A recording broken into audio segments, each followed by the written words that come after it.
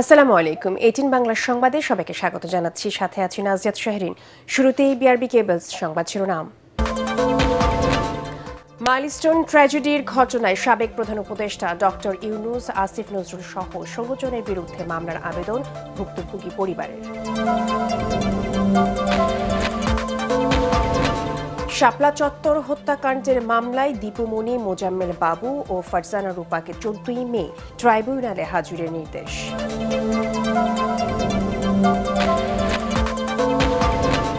পুলিশের কার্যক্রমে গতিশীলতা ফিরে আসায় পর্যায়ক্রমে সেনাবাহিনীকে ব্যারাকে ফেরানো হবে জানালেন স্বরাষ্ট্রমন্ত্রী। সন্ত্রাসীদের তালিকা ধরে চলছে বিশেষ অভিযান। রাজধানীর প্রতিটি বাসায় সোলার প্যানেল বসানোর উদ্যোগ সরকারের, জানালেন বিদ্যুৎ মন্ত্রী। জুনের মধ্যে নীতিমালা প্রণয়ন।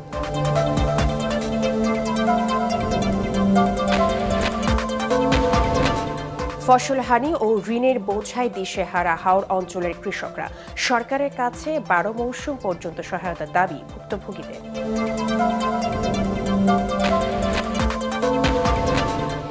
এবং ব্যক্তিগত সহকারীকে পরিকল্পিতভাবে হত্যার দাবি বিজেপি নেতা শুভেন্দু অধিকারী। মমতার পদত্যাগ নিয়ে জটিলতা।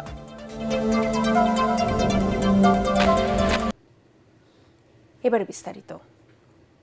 রাজধানীর উত্তরায় মাইলস্টোন স্কুল অ্যান্ড কলেজে যুদ্ধ বিমান বিধ্বস্তের ঘটনায় অন্তর্বর্তী সরকারের সাবেক প্রধান উপদেষ্টা ডক্টর মোহাম্মদ ইউনুস সহ 16 জনের বিরুদ্ধে মামলার আবেদন করা হয়েছে। ঢাকার মহানগর হাকিম আরিফুল ইসলামের আদালতে এই আবেদন করেন নিহত এক শিক্ষার্থীর পরিবার। এতে সংশ্লিষ্টদের দায়িত্বে অবহেলার অভিযোগ আনা হয়েছে।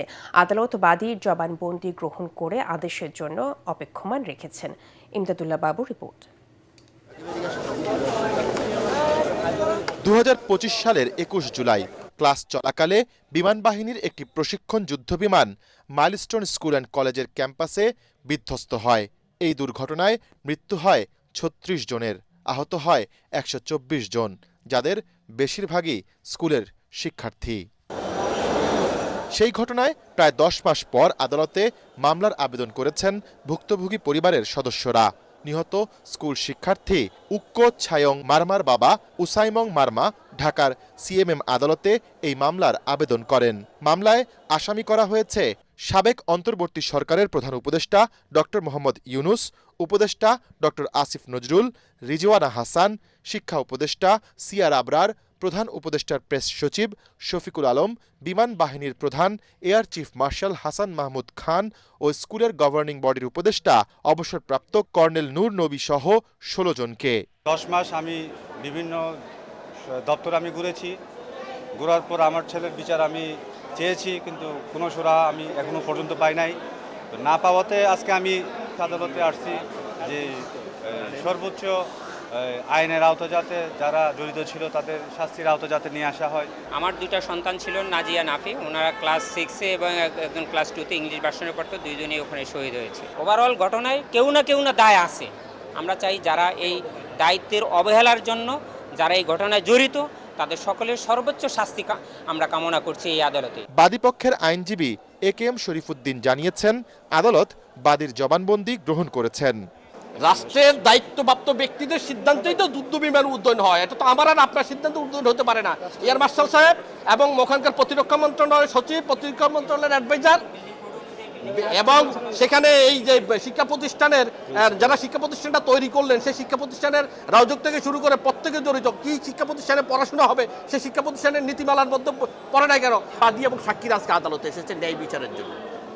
আদালত বাদী এবং সাক্ষীদের বক্তব্য শুনুন পরে গ্রহণ করার পরে আদালত এটাকে আদেশের জন্য রেখেছেন। মর্মান্তিক এই ঘটনায় গঠিত তদন্ত কমিটি গত 5 নভেম্বর তদন্ত প্রতিবেদন তৎকালীন প্রধান উপদেষ্টার কাছে জমা দিয়েছিল, যেখানে প্রশিক্ষণার্থী পাইলটের উড্ডয়ন ত্রুটিকে বিমান বিধ্বস্ত ও হতাহতের ঘটনার জন্য দায়ী করেছিল কমিটি। ইমদাদুল্লাহ বাবু, ATN বাংলা, ঢাকা। রাজধানীর মতিঝিলের শাপলা চত্বরে হেফাজতে ইসলামের মহাসমাবেশে হত্যাযজ্ঞের ঘটনায় মানবতা বিরোধী অপরাধের মামলায় এবার বিচারের মুখোমুখি হচ্ছেন সাবেক শিক্ষামন্ত্রী ডা দীপু মনি, সাংবাদিক মোজাম্মেল বাবু ও ফারজানা রূপা। আগামী 14 মে তাদের হাজিরের নির্দেশ দিয়েছেন ট্রাইব্যুনাল। আন্তর্জাতিক অপরাধ ট্রাইব্যুনালে 1 এর বিচারপতি মোহাম্মদ শফিউল আলম মাহমুদের নেতৃত্বাধীন 2 সদস্যের বিচারিক প্যানেল এই নির্দেশ দেন। এদিন ট্রাইব্যুনালে সাবেক মন্ত্রী ডা দীপু মনি, সাংবাদিক ফারজানা রূপা ও মোজাম্মেল বাবুর বিরুদ্ধে ওয়ারেন্ট ইস্যুর আবেদন করে প্রসিকিউশন। শুনানি শেষে তাদের হাজির করার নির্দেশ দেন ট্রাইব্যুনাল। একই সঙ্গে পরবর্তী শুনানির জন্য আগামী 14 মে দিন ধার্য করা হয়।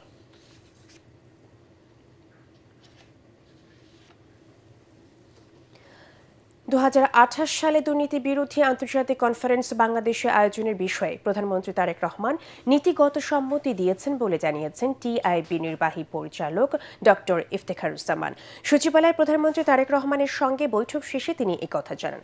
তিনি বলেন, সরকারের দুর্নীতি বিরোধী ইশতেহার বাস্তবায়নের অগ্রগতি ও করণীয় নিয়ে প্রধানমন্ত্রীর সঙ্গে বিস্তারিত আলোচনা হয়েছে। এ সময় দুর্নীতি দমনে আন্তর্জাতিক মানদণ্ড অনুসরণ, জবাবদিহিতা বৃদ্ধি এবং সুশাসন নিশ্চিত করতে সরকারকে বিভিন্ন পরামর্শ দিয়েছে সংস্থাটি। দুদকের দ্রুত পুনর্গঠনের প্রয়োজনীয়তার বিষয়ে প্রধানমন্ত্রীর দৃষ্টি আকর্ষণ করা হয়েছে বলেও জানান ডক্টর ইফতেখারুজ্জামান। সুশাসন এবং দুর্নীতি প্রতিরোধক বিষয়ক যে বিষয়, যে অঙ্গীকারগুলো আছে, যে প্রত্যয়গুলো আছে, ঘোষণাগুলো আছে, সেগুলা বাস্তবায়নের লক্ষ্যে কি সরকারের কি করণীয়, এগুলো নিয়ে আলোচনার জন্য আমরা সময় চেয়েছি, আমার কথা হয়েছে।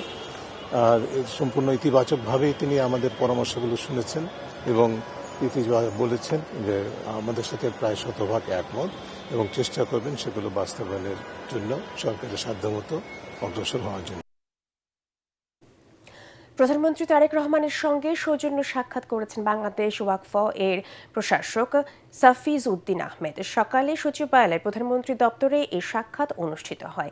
এ সময় তারা ওয়াকফ সংক্রান্ত বিভিন্ন বিষয় নিয়ে আলোচনা করেন। বৈঠকে ধর্মমন্ত্রী শাহ মোফাজ্জল হোসেন কায়কোবাদ, সংসদ সদস্য শামীম কায়সার লিঙ্কন এবং ধর্ম সচিব মুন্সি আলাউদ্দিন আল আজাদ উপস্থিত ছিলেন। প্রধানমন্ত্রী প্রেস উইং থেকে এ তথ্য জানানো হয়। পর্যায়ক্রমে মাঠ থেকে সেনাবাহিনীকে ব্যারাকে ফিরিয়ে নেওয়ার সিদ্ধান্ত নেওয়া হয়েছে বলে জানালেন স্বরাষ্ট্রমন্ত্রী সালাউদ্দিন আহমদ। সচিবালয়ে এক ব্রিফিংয়ে তিনি আরও বলেন, আইনশৃঙ্খলা নিয়ন্ত্রণে পুলিশের মাঝে আস্থা ফিরেছে। এক প্রশ্নের জবাবে মন্ত্রী বলেন, সন্ত্রাসীদের তালিকা করে বিশেষ অভিযান পরিচালিত হচ্ছে। ছোট ও বড় সব অপরাধকেই আইনের আওতায় আনা হবে। এছাড়া সিলেট ও সুনামগঞ্জে পরিবেশ বিধিমালা অনুসরণ ও ইকোবায়োলজি মেনে সীমিত পরিসরে পাথর উত্তোলন ইজারা দেওয়ার সিদ্ধান্ত নেওয়া হয়েছে বলেও জানান স্বরাষ্ট্রমন্ত্রী সালাউদ্দিন আহমদ। পর্যায়ক্রমে মাঠ থেকে সেনাবাহিনীকে প্রত্যাহার করার জন্য উদ্যোগ নিচ্ছি, এই কথা সত্য। তবে সেটা আমরা কিভাবে করব, সেটা পুলিশ এবং সেনাবাহিনী এবং অন্যান্য সংস্থাগুলো বসে তারা পর্যায়ক্রমে সে ব্যবস্থাটা নেবে। কিভাবে সীমিত আকারে এই পাথর কোয়ারিগুলো ইজারা প্রদান করা যায় সে বিষয়ে সিদ্ধান্ত নেওয়ার জন্য মিটিংগুলো হয়েছে।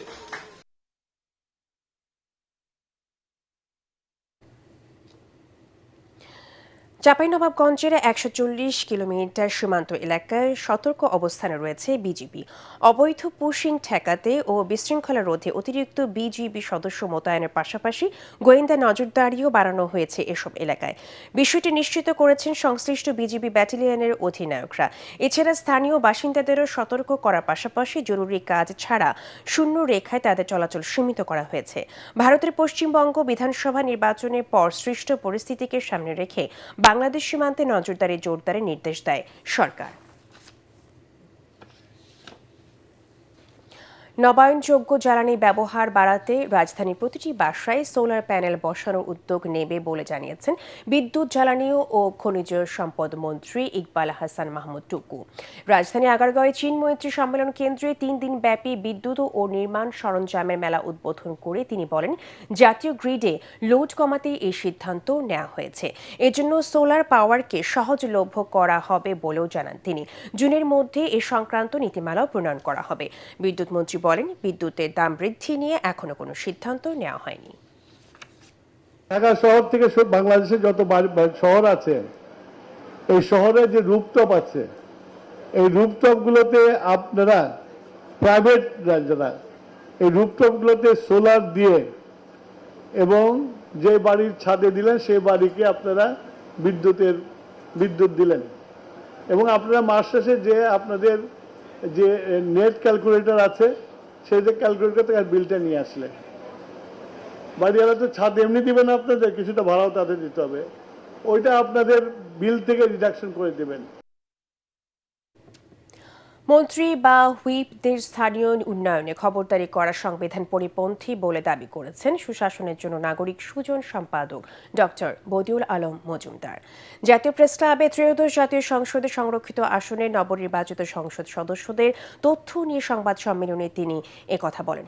এ সময় রাজনৈতিক ক্ষমতায়নে এবং সিদ্ধান্ত গ্রহণে নারীর অংশগ্রহণ বাড়াতে তাদের প্রতিনিধিত্ব অর্থবহ হওয়া প্রয়োজন বলে জানান তিনি। এজন্য দলীয় প্রধানের অনুগ্রহ বন্টনের হাতিয়ারে পরিণত না করে সরাসরি ভোটের মাধ্যমে সংসদে নারী প্রতিনিধিত্ব নির্বাচন করার আহ্বান জানান তিনি। সংবাদ সম্মেলনে জানানো হয়, সংরক্ষিত নারী আসনে 50 জন সংসদ সদস্যদের মধ্যে 40 জনের আয়কর রিটার্ন দেওয়ার তথ্য পাওয়া গেছে। 5 কোটির অধিক সম্পদের মালিক রয়েছেন 20 জন। বর্তমানে মামলা রয়েছে 6 জনের বিরুদ্ধে। যে অন্তত এই একটা ছোট নির্বাচন হলফনামাগুলো ঠিকভাবে পূরণ করা হয়েছে, এটা পরিপূর্ণভাবে তারা যাচাই করবে এবং একই সাথে সমতা তারা নিশ্চিত করবে।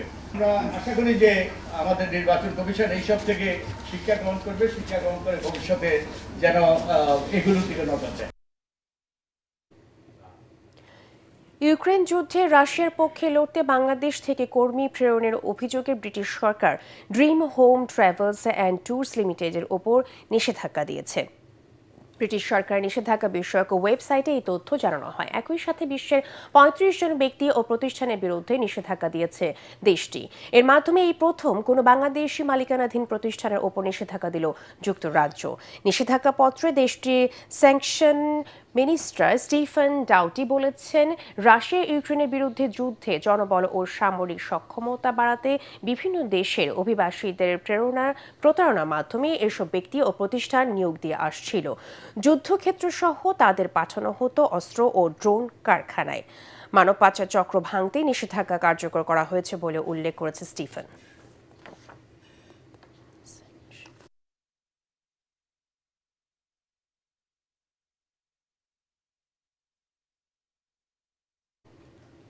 এবার ভারতের বিধানসভা নির্বাচন প্রসঙ্গ। ভারতের পশ্চিমবঙ্গে একান্ত ব্যক্তিগত সহকারী চন্দ্রনাথ রথকে পরিকল্পিতভাবে হত্যা করা হয়েছে বলে দাবি করেছেন রাজ্য বিজেপির শীর্ষ নেতা শুভেন্দু অধিকারী। এই হত্যাকাণ্ডে তীব্র নিন্দা জানিয়ে দ্রুত বিচারের দাবি করেছে তৃণমূল কংগ্রেস। এদিকে মুখ্যমন্ত্রী মমতা ব্যানার্জির মেয়াদ শেষ হচ্ছে আজ, আর বিজেপি রাজ্যসভার মন্ত্রীরা সভার শপথ নেবেন শনিবার। মাঝের একদিন রাজ্যের দায়িত্ব কে থাকবেন এই নিয়ে সৃষ্টি হয়েছে জটিলতার। আরো জানাচ্ছেন আদিব মোহাম্মদ। পশ্চিমবঙ্গে ভোট পরবর্তী সহিংসতা দমনে কঠোর পদক্ষেপের হুঁশিয়ারি দিয়েছিলেন ভারতের প্রধান নির্বাচন কমিশনার জ্ঞানেশ কুমার। কিন্তু নির্বাচন পরবর্তী সহিংসতায় বুধবার কয়েকজনের প্রাণহানির খবর পাওয়া গেছে। তবে সবচেয়ে আলোড়ন তুলেছে এদিন রাতে রাজ্যের সম্ভাব্য মুখ্যমন্ত্রী শুভেন্দু অধিকারীর পিএস চন্দ্রনাথ রথের হত্যাকাণ্ড। তাকে উত্তর 24 পরগনার মধ্যম গ্রামের দোহারিয়ায় বাইকে করে এসে এলো পাথারি গুলি চালায় দুষ্কৃতিকারীরা। স্থানীয় হাসপাতালে নিয়ে গেলে চিকিৎসকরা চন্দ্রনাথকে মৃত ঘোষণা করেন। একান্ত সহকারীর হামলার ঘটনায় দ্রুত হাসপাতালে ছুটে যান রাজ্য বিজেপির শীর্ষ নেতা। পরে সাংবাদিকদের কাছে শুভেন্দু দাবি করেন, চন্দ্রনাথকে ঠান্ডা মাথায় পরিকল্পিতভাবে হত্যা করা হয়েছে। এটি একটি পরিকল্পিত কোল্ড ব্লাডেড মার্ডার। এদিকে রাজ্যের ডিজিপি সিদ্ধনাথ গুপ্তা সাংবাদিকদের জানিয়েছেন, হামলায় ব্যবহৃত গাড়িটি জব্দ করেছে পুলিশ। পুলিশের সাথে সাথে এই হত্যাকাণ্ড তদন্তে সিআইডিকেও যুক্ত করা হয়েছে। इस क्राइम में जो गाड़ी 4 व्हीलर जो यूज हुई थी उसको हम लोगों ने सीज किया हुआ है। ওদিকে এই হত্যাকাণ্ডের তীব্র নিন্দা জানিয়ে দ্রুত বিচার চেয়েছে তৃণমূল কংগ্রেস। অন্যদিকে বৃহস্পতিবারই শেষ হচ্ছে মুখ্যমন্ত্রী মমতা ব্যানার্জির মেয়াদ।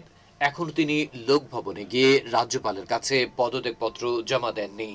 তবে সংবিধান বিশেষজ্ঞরা বলছেন, মমতা পদত্যাগ না করলেও রাজ্যপাল নিজ ক্ষমতা বলে পরবর্তী মুখ্যমন্ত্রীর দায়িত্ব নেওয়ার পথ প্রশস্ত করতে পারবেন। যদি ফরমালি পদত্যাগপত্র না আসে, সেখানে কিন্তু রাজ্যপাল এই পুরো ঘটনাটা মাথায় রেখেছেন। আর রাজ্যে পদ্মফুলের প্রথম কাণ্ডারি হওয়ার দৌড়ে এগিয়ে শুভেন্দু। এছাড়া মুখ্যমন্ত্রী হওয়ার দৌড়ে সুকান্ত মজুমদার এবং দিলীপ ঘোষের নাম শোনা যাচ্ছে। রূপা গাঙ্গুলিও এই তালিকায় কিছুটা পিছনের সারিতে। পুরো বিষয়টি ঠিক করতে কেন্দ্রীয় স্বরাষ্ট্রমন্ত্রী অমিত শাহর নেতৃত্বে একটি টিম কাজ করছে। তাদের হাতেই নির্ধারিত হবে পশ্চিমবঙ্গের পরবর্তী মুখ্যমন্ত্রী। Adib Mohammad, ATN Bangla. Iran America যুদ্ধ প্রসঙ্গ।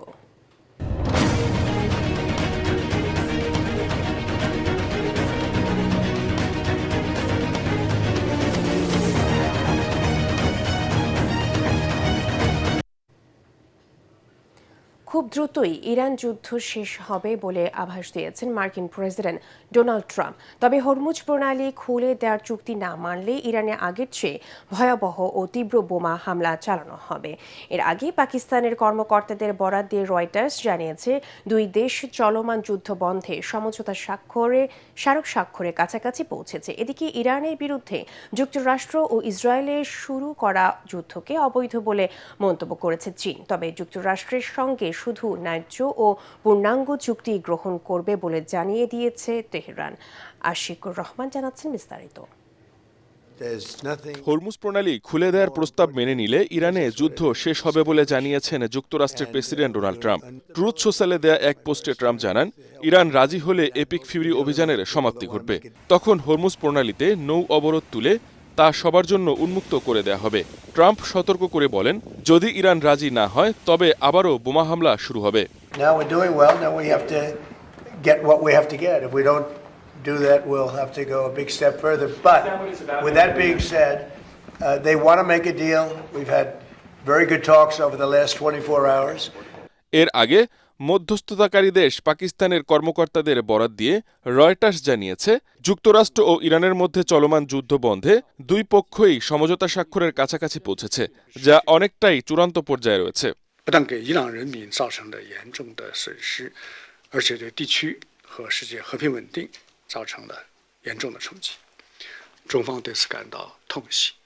এদিকে ইরানের বিরুদ্ধে যুক্তরাষ্ট্র ও ইসরায়েলের শুরু করা যুদ্ধকে অবৈধ বলে মন্তব্য করেছে চীন। বেইজিংয়ে ইরানের পররাষ্ট্রমন্ত্রী আব্বাস আরাকচির সঙ্গে এক বৈঠকে চীনের পররাষ্ট্রমন্ত্রী ওয়াং ই বলেন, মধ্যপ্রাচ্যের উত্তেজনা কমাতে প্রচেষ্টা চালিয়ে যেতে চীন প্রস্তুত।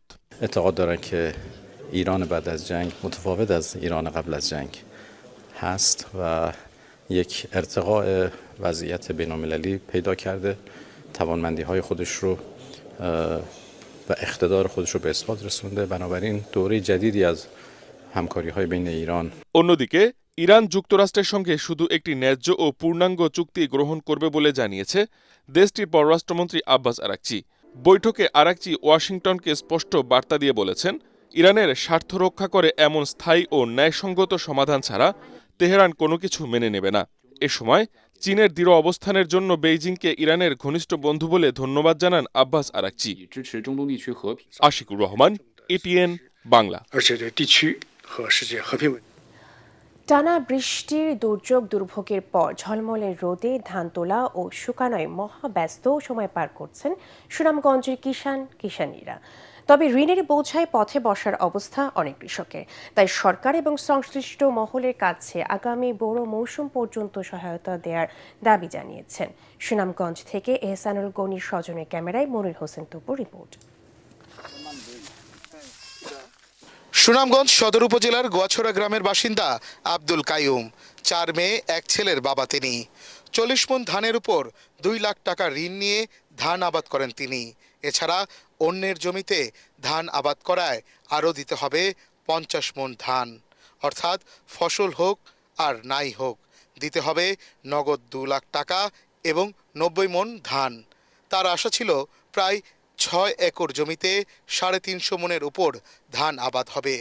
সেখানে বৃষ্টির পানিতে ধান পচে যাওয়ায় ঘরে তুলতে পেরেছেন 60 থেকে 70 মণ ধান। ঋণের বোঝায় দুশ্চিন্তার ভাঁজ তার চোখে মুখে। প্রায় 17 থেকে 18 খানি জমিন করছিলাম। এই জমিনের বর্তমানে 7-8 খানি জমিন কাটাইছি। উনিরে চুক দিতে হইব 50 মণ ধান। তার মতো একই দুর্দশা এই হাওর অঞ্চলের অনেক কৃষকের। এই পানির জন্য আর বর্তমানে বাট্টল নাই, হাওরের পানি যাওয়ার কোনো পথ নাই, ওই জন্য ডুবরাই পানিটা খেতে নিছি আমরা। তখন মনে করেন ওই কিছু রেন দিব, আর যা ওই কয়েকদিন খাইতে পারে খাইবো, আর না হলে বাহির রেনগুলো আর একবার থাকবো। আর্থিক সহায়তার জন্য ক্ষতিগ্রস্ত কৃষকদের তালিকা করছে সরকার, তবে এই তালিকাতে যাতে প্রকৃত ক্ষতিগ্রস্তদের নাম আসে এমনটাই প্রত্যাশা তাদের। প্রতি বছর পানি আইলে ঘর সাইরা যাওন গা লাগে, আবার অনেক পানি আয় আবার ধান নষ্ট করে লাইছে। সরকারিভাবে দাবি করা হয়েছে 20 ভাগ ফসলি জমি ক্ষতিগ্রস্ত হয়েছে, তবে স্থানীয়দের দাবি এই ক্ষতির পরিমাণ 50 ভাগ ছাড়িয়ে গেছে। হাওর অঞ্চলের কৃষকদের স্বপ্ন থাকে এই বোরো মৌসুম নিয়ে, তবে এবার বৃষ্টির পানিতে তলিয়ে গেছে তাদের স্বপ্ন। ঋণ নিয়ে একরের পর একর ফসলি জমি আবাদ করে দুশ্চিন্তায় তারা বলছেন সরকার যদি তাদের সহায়তা করে সেক্ষেত্রে তারা আগামী বোরো মৌসুম পর্যন্ত চলতে পারবেন। মনির হোসেন তপু, এটিএন বাংলা, সুনামগঞ্জ। রবীন্দ্রনাথ ঠাকুরের সৃষ্টিশীল জীবনের এক বিশাল অধ্যায় জুড়ে আছে কুষ্টিয়ার শিলাইদহ ও সিরাজগঞ্জের শাহজাদপুর। শিলাইদহে অবস্থানকালে ফকির লালন শাহের বাউল দর্শনে প্রভাবিত হয়ে কবি খুঁজে পেয়েছিলেন তার মনের মানুষ ও জীবন দেবতার সন্ধান। কবির সেই স্মৃতিধন্য আঙিনায় এখন চলছে 165তম জন্মজয়ন্তীর শেষ মুহূর্তের প্রস্তুতি। কুষ্টিয়া প্রতিনিধি তুহিন আহমেদ ও সিরাজগঞ্জ প্রতিনিধি ফেরদৌস হাসানের পাঠানো তথ্যচিত্রে আরো জানাচ্ছেন আসিফুর রহমান সাগর। কুষ্টিয়ার কুমারখালীর শিলাইদহ, যেখানে পদ্মার ঢেউ আর গ্রামীণ প্রকৃতির নিবিড় সান্নিধ্যে কবি খুঁজে পেয়েছিলেন তার সৃজনশীলতার সর্বোচ্চ চূড়া। এই জনপদেই লালন শাহ সহ বাংলার বাউল সাধকদের লোকজ সুর ও জীবন দর্শনে প্রভাবিত হয়েছিলেন কবিগুরু।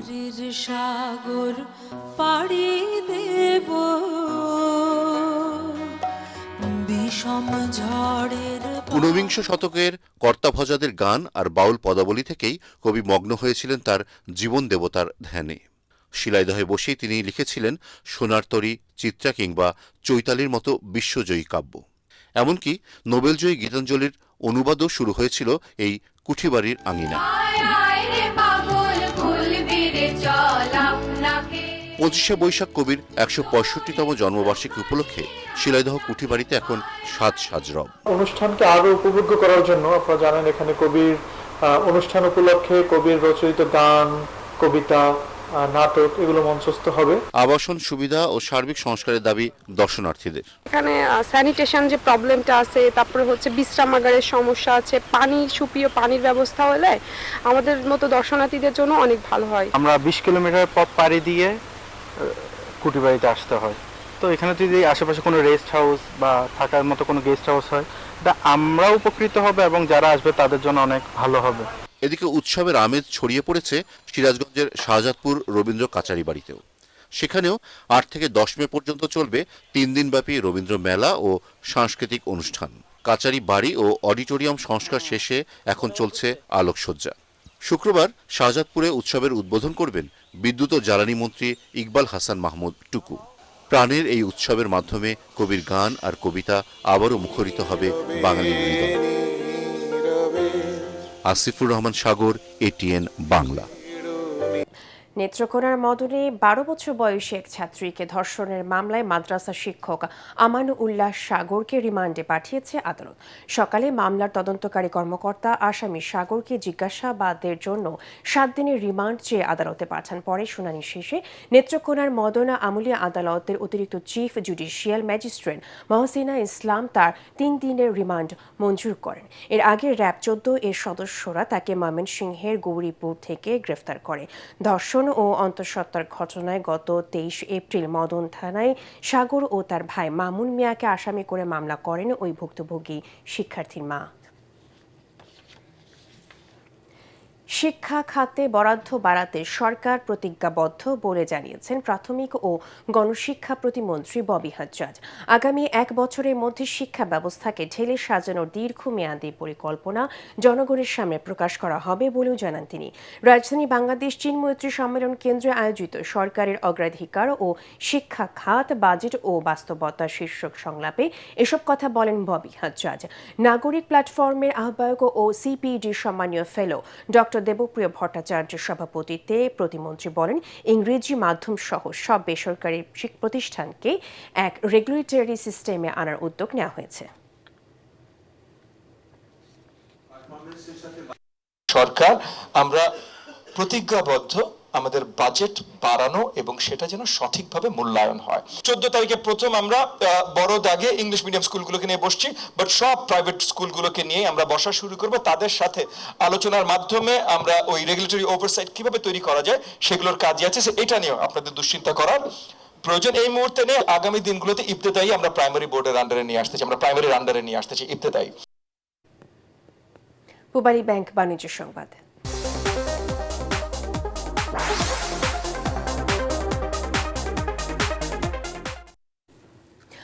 জনগণকে কর ব্যবস্থাপনার সাথে সম্পৃক্ত করা হবে। কর আদায় বাড়াতে ব্যবসা ও বিনিয়োগ বান্ধব পরিবেশ নিশ্চিতে সরকার কাজ করছে বলেও জানিয়েছেন প্রধানমন্ত্রী অর্থ ও পরিকল্পনা উপদেষ্টা রাশেদ আল মাহমুদ তিতুমির। রাজধানীতে প্রাক বাজেট আলোচনা সভায় এসব কথা বলেন তিনি। এ সময় করের বাড়তি চাপ, দুর্নীতি ও ব্যবসা পরিচালনায় হয়রানির অভিযোগ তোলেন ব্যবসায়ী সংগঠনের নেতারা। তাছাড়া করের টাকার সঠিক ব্যবহার নিশ্চিতে সরকারের প্রতি আহ্বান জানান তারা। খেলার খবর।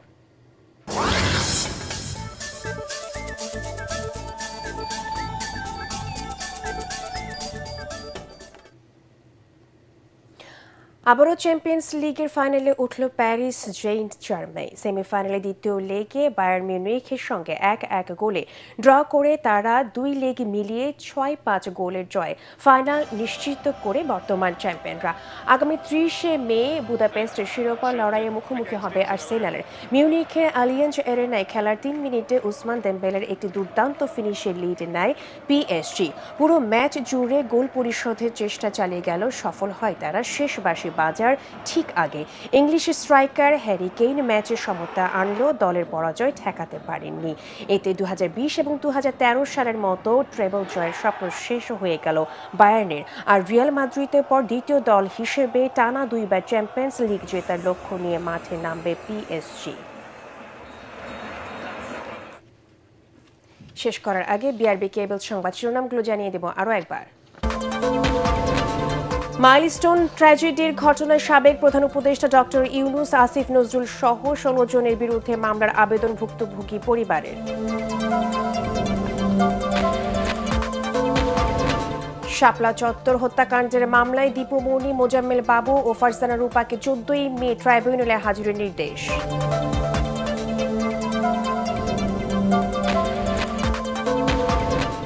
পুলিশের কার্যক্রমে গতিশীলতা ফিরে আসায় পর্যায়ক্রমে সেনাবাহিনীকে ব্যারাকে ফেরানো হবে, জানালেন স্বরাষ্ট্রমন্ত্রী। সন্ত্রাসীদের তালিকা ধরে চলছে বিশেষ অভিযান।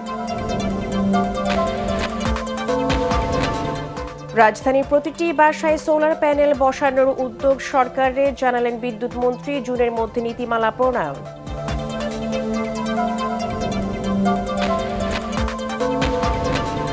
ফসল হানি ও ঋণের বোঝায় দিশেহারা হাওর অঞ্চলের কৃষকরা, সরকারের কাছে 12 মৌসুম পর্যন্ত সহায়তা দাবি ভুক্তভোগীদের।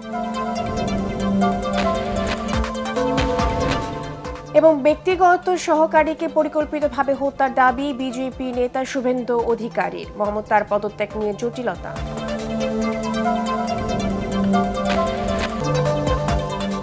পরবর্তী সংবাদ দেখার আমন্ত্রণ জানিয়ে এখনকার মতো শেষ করছি। এটিএন বাংলার সংবাদ ইউটিউবে দেখতে ব্রাউজ করুন youtube/ATN Bangla News। ধন্যবাদ সবাইকে।